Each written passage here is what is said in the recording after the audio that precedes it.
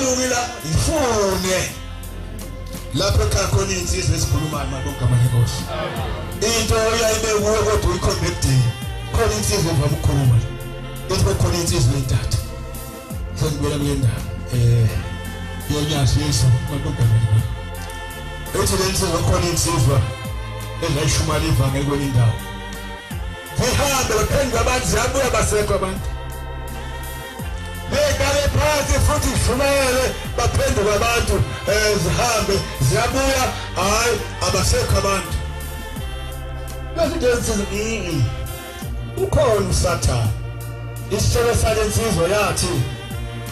ungabe ifuni into kude kanti khona kuwe Ayisho njalo insizwe yakhulunywa eNazaretha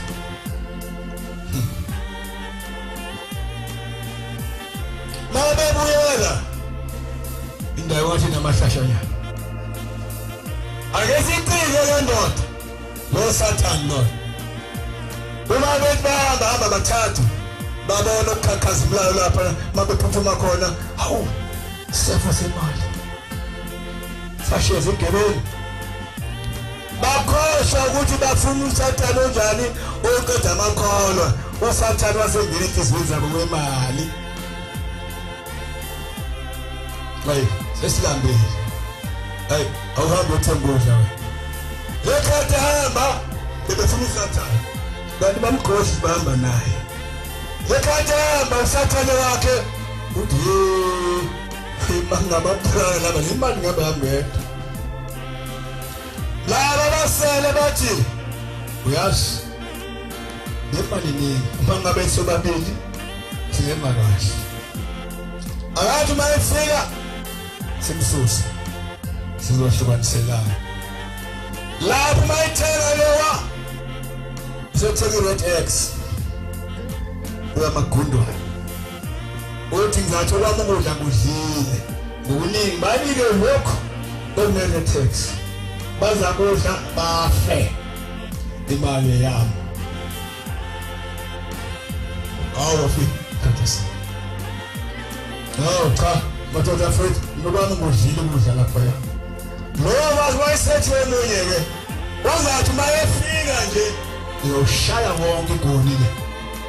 ngempela bathi maye bangaba digili bamkhuplela badase kulungile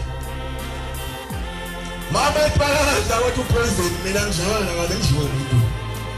mama wamathu bafa bobathatha yasala imali efuna uSathane ukhona manje nathi uSathane ula kunina uqashile uhobile isilwanzi kaMhlophe akananda bamba kwamfundisi kwani bangeli kwani akadlala uSathane ngoba eyiqili kodwa kufuna sihlome izikhali zonke zikaThixo manje umhlomo wakho uzongena uSathane akahambile njalo ngazikholiseka wena ungena kumuntu phela uSathane ayihlalele uma umuntu emvumela ahlala uyahlala uSathane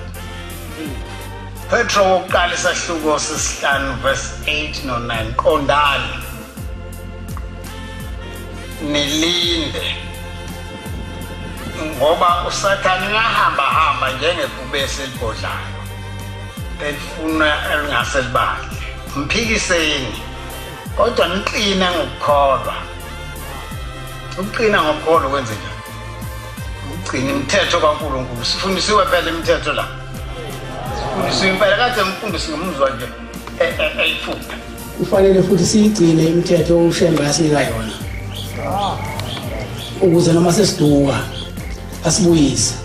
asikhumbule